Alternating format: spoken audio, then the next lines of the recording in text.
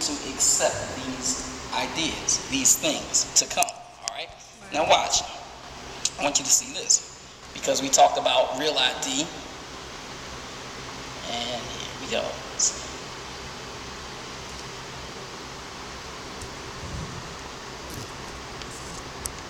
DMV has started issuing real IDs. They're basically an enhanced driver's license that makes getting through security when you're flying a little bit easier.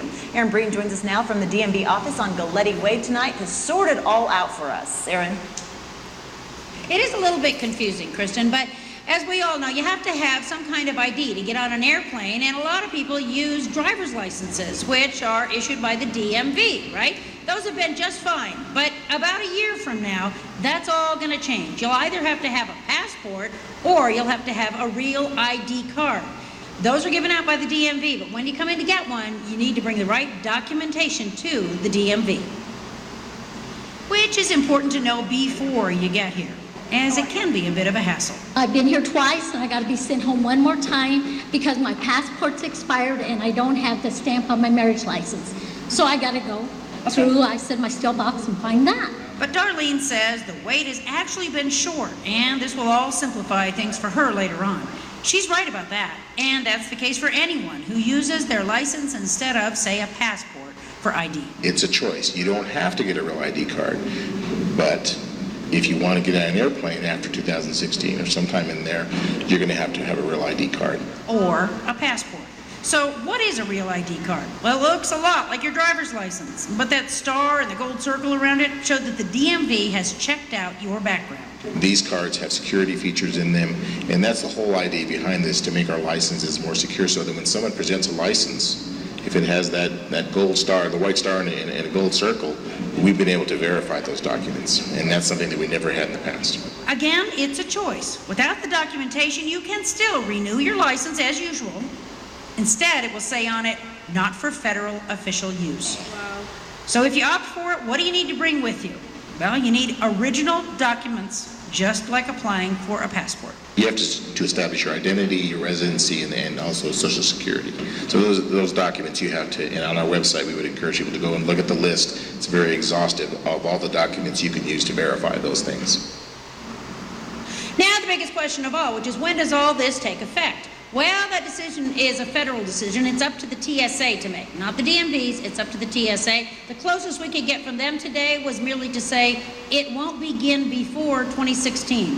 So it's at least a year away to do that. It's something to think about when you are renewing your license, when it comes up for renewal, and the technicians are supposed to ask you which way you'd rather go. If they don't, you should ask them. And of course, if you're going to go with the real ID, you got to bring the documents with you and be prepared. Covering the story, Aaron Breen, Channel 2 News. Now, not only will you not be able to board an airplane without the real ID or your passport, you also won't be able to go in any federal buildings, okay? So it's kind of like them forcing you to get this ID, all right? And the ID has a RFID chip in it, all right? But now, let's see what's happening, because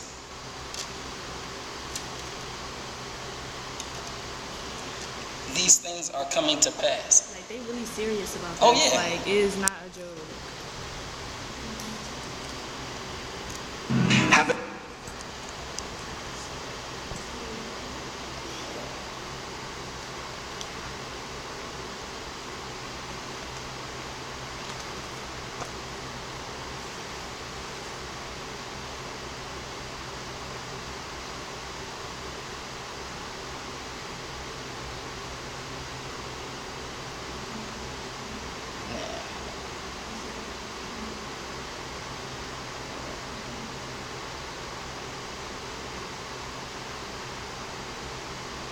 This was maybe happened a couple of months ago where they released this.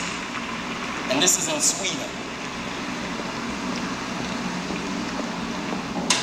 So the biggest benefit, I think, is convenience. It basically simplifies your life, and that's why I think people find it interesting, because you don't have to have keys, you don't have to use tags or anything else for using printers. You can do airline fares with it. You can also go to your local gym, etc. So it basically replaces a lot of things you have other communication devices for, whether it be credit cards or keys. Of course, putting things into your body is quite a big step to do. And it was even for me at first, thinking like, why would I do this? But then on the other hand, I mean, people have been implanting things in their body like pacemakers and stuff to control your heart. That's a way, way more serious thing than having a small chip that actually can communicate with devices. The data that you could possibly get from a chip that is embedded in your body is a lot different from the data that you can get from a smartphone. So, conceptually, you could get data about your health, you could get data about your whereabouts, how often you're working, how long you're working, if you're taking toilet breaks and things like that. All of that data could conceivably be collected.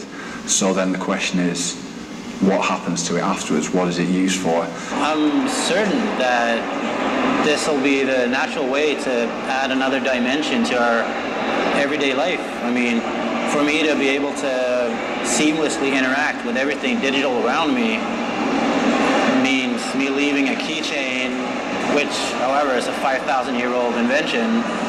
It's kind of lame. And carrying money around, a wallet, and plastic cards, it's obvious. I mean, it's the next step. The next natural step for electronics is to move into the body. I want to be a part of the future. That's why. Yeah. I saw this at a fair once and got really excited because it's finally got into using it in movies, and now it's available for common people. That's it. Hopefully I can leave my keys at home and just keep this. I usually lose a lot of things like my keys and everything, so this will give me access and help me a lot more.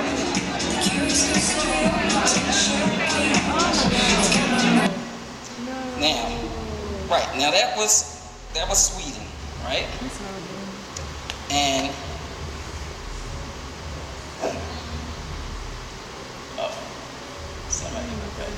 You know they had a chip me party? Oh yeah. Oh my God, they was like chip me, chip. I was, oh God. And this is what you're talking about here, because this is here in the U.S. Yeah. They've been already doing it in the U.S., but now a lot of us, the first thing we have to do when we get to work is really out in the media now.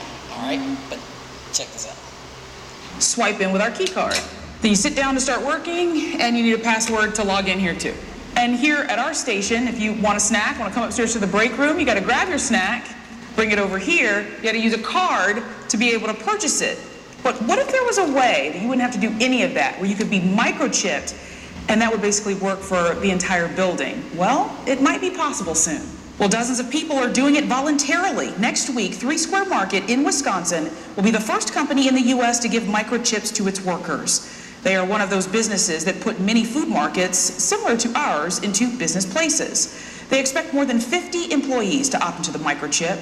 This is what it looks like, about the size of a grain of rice. It gets implanted under the skin between the thumb and the forefinger, and it just takes seconds to do it. The chip implant uses the same technology as mobile payments like Apple Pay.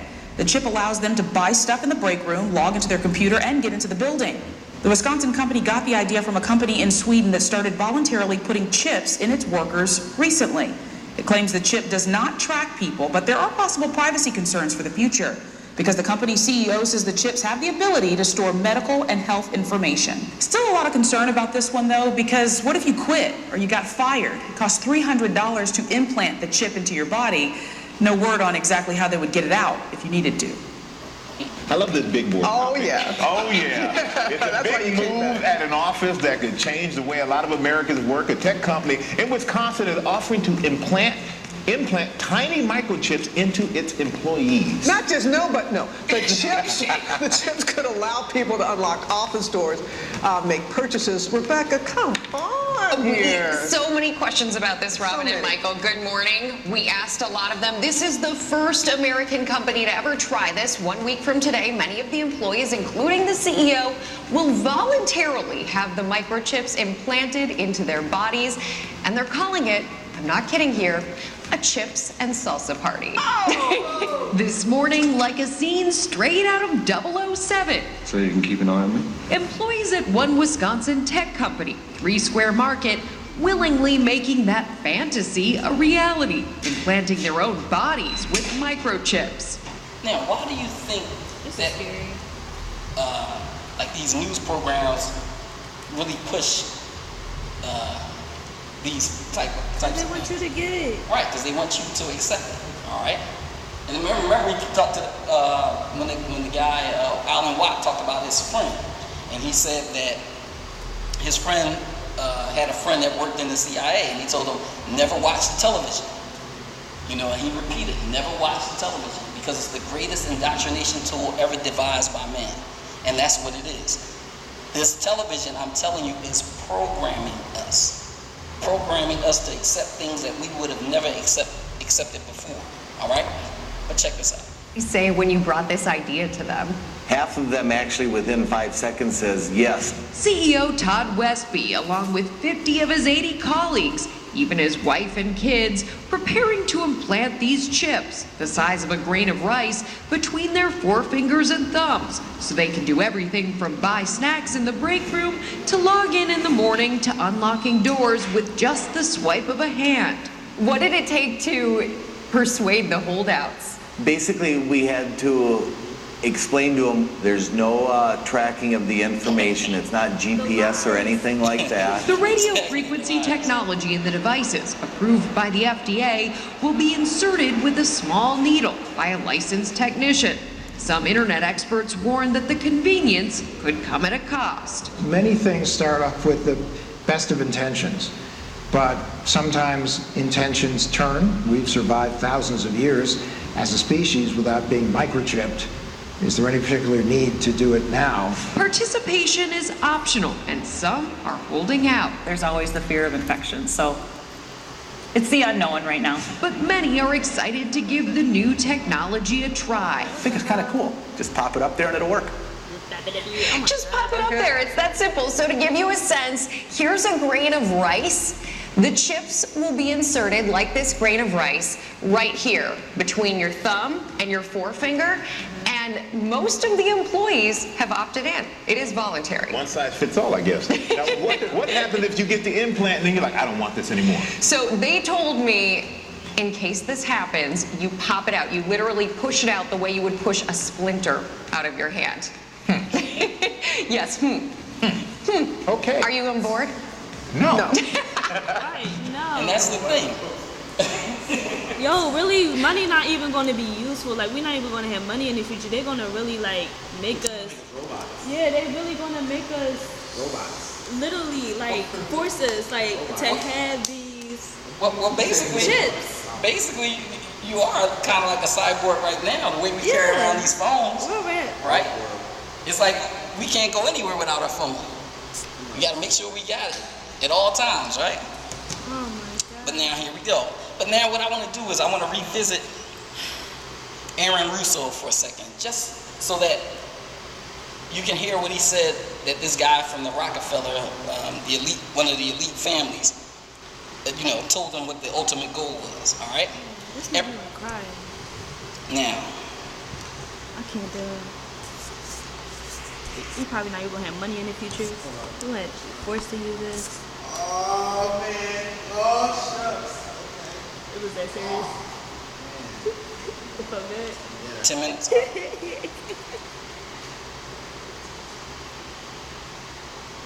Oh, this is so sad. My heart is pounding. The ultimate goal that these people have in mind is the goal to create a one-world government run by the banking industry, run by the bankers, and they're doing it in sections. The European currency, the euro, And the European Constitution is one part of it. Now they're trying to do it in America with the North American Union, right? And they want to create a new currency called the Amero, right? And the whole agenda is to create a one world government where everybody has an RFID chip implanted in them. All money is to be in those chips, right? There'll be no more cash. And this is getting me straight from Rockefeller himself. This is what they want to accomplish. Wow. And all money will be in your chips. And so instead of having cash, anytime you have money in your chip, they can take out whatever they want to take out whenever they want to. If they say you owe us this much money in taxes, they just deduct it out of your chip digitally. Total control. Total control. And if you're like me or you, and you're protesting what they're doing, they can just turn off your chip. And you have nothing. You can't buy food. You can't do anything. It's total control of the people. And that chip's connected to a database that has your purchasing records, what you do, what everything. You sell. Everything is in there, you know? And so they want a one-world government controlled by them, everybody being chipped, all the money in those chips, and they control the chips, and they control the people, and you become a slave. You become a serf to these people. That's their goal. That's their intentions. Eric, can you be specific about when you met Rockefeller, how it happened in these discussions? I met Rockefeller through a female attorney I knew who called me up one day and said, one of the Rockefellers would like to meet you. I made a video called Mad as Hell, and he'd seen the video and wanted to meet me and knew I was running for governor of Nevada. So sure, I'd love to meet him. And I met him and I liked him, and he was a very, very smart man. And we used to talk and share ideas and thoughts. And he's the one who told me 11 months before 9/11 ever happened that there was going to be an event. Never told me what the event was going to be, but there was going to be an event. And out of that event, we were going to invade Afghanistan to run pipelines from the Caspian Sea. We were going to invade Iraq, you know, to take over the oil fields, establish a base in the Middle East, and make it all part of the New World Order. And we'd go after Chavez in Venezuela. And sure enough, later 9/11 happened, and I remember he was telling me how you're gonna see soldiers looking in caves for people in Afghanistan and Pakistan and all these places, and there's gonna be this war on terror, of which there's no real enemy. And the whole thing is a giant hoax, you know, but it's a way for the government to take over the American people. He told you it was going to be a hoax. Oh, yeah. Oh, yeah. There's no question. So who was the person that they were looking for in caves? Osama bin Laden, right. Okay. So he's describing that whole event. He was told by somebody in the elite that this would be a false flag event. Say again? Who? Aaron Russo? Yeah, he's dead. Yeah, he's dead. They say he died of cancer. Lies. Right? So the thing is that you have to start studying, okay? Get away from the entertainment, because the entertainment is nothing but a distraction to keep your mind off of important things. That's why you have to study. This system is totally against God. It's against our Creator. All right? Go ahead, Lala.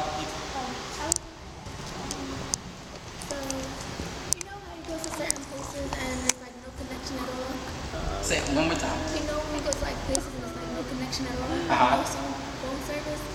So could they still track you then? I'll say this. With the technology, they're always 25 years ahead of us in what they give us. All right? So I'll kind of say it that way. You know, they have, you know, capabilities that we don't even know about. Like there's so much that more that I can show you in terms of what they do in terms of surveillance. You know, but it's really deep. It's really heavy. But my thing, the most important thing, is establishing a relationship with your Creator, because this life is about, like I said, about living righteously. You know, and you don't have to worry about all of this stuff as long as you live, you know, righteously, you know. But I think I got 4 minutes, all right? So in 4 minutes, let me show you this real quick. He talked about how they used 9/11, this false flag event, to go into Iraq, all right? Now they said Iraq had nothing to do with 9/11, but yet they went in to Iraq and invaded Iraq. But let me show you this real quick.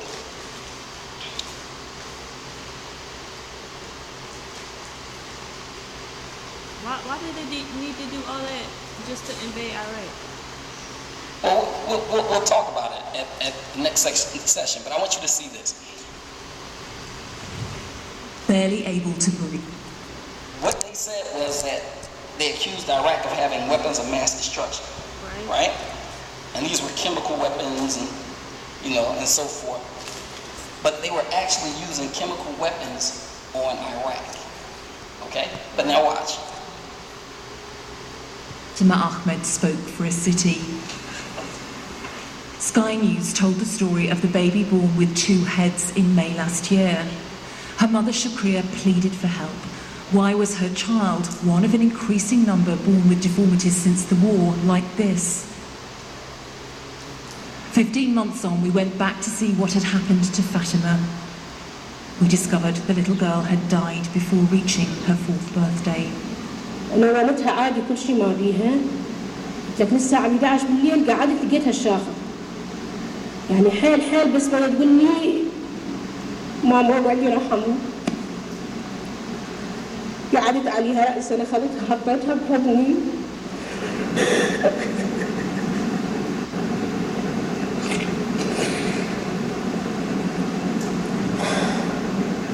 انتهت حياتها بعد ما لحد ما حاطها بحضني طبطبت لها مدري شنو منها، فهو عرفها أكثر من عندي رأسا من اللي زربها بيده اللي عوضت على الله. Shakria Ahmed was not alone in her frustration. We also met the family of Tiba Aftan, born with a massive growth which was rapidly spreading across the little girl's face. It's been an uphill struggle, but for Tiba things are getting better. Her parents used all the money they had and with the help of family and friends took her to neighbouring Jordan to be operated on. So they were using these chemical weapons on the Iraqi people and their babies were coming out deformed. The doctors told them that they should stop having babies because their children were going to come out deformed. Okay? So these people are very, very sick, very, very evil. All right? But we'll talk a little more about it, you know, in our next session because my time is up. All right? But we'll stop here.